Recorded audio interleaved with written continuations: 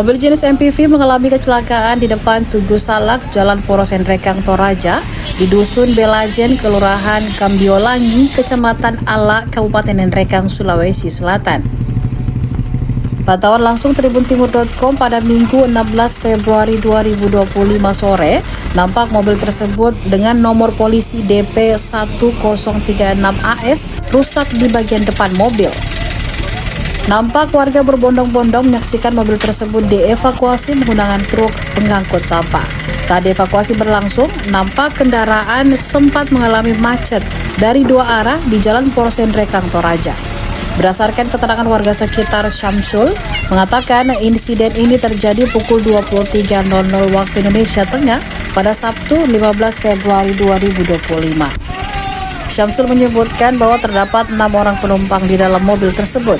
Di lokasi kejadian nampak tidak ada petugas kepolisian yang berjaga. Hingga saat ini proses evakuasi masih berlangsung. Untuk motif kejadian belum diketahui pasti penyebabnya. Kejadiannya tadi jam berapa? Itu tadi malam jam 11. Jam 11. Itu saat itu kejadiannya bagaimana, Mas? Dia ini dari mana?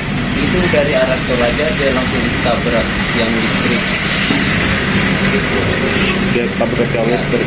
Jadi saat itu warga langsung keluar, Mas? Warga langsung keluar semuanya. Oke, itu tadi di dalam mobil ini ada berapa orang, Mas? Itu ada 6, anak kecil 3, terus orang dewasa itu 3. Infonya ada tidak lecet atau korban? Lecetnya cuma anak kecil saja, terus yang satu itu cuma pincang saja, yang lain-lain tidak ada.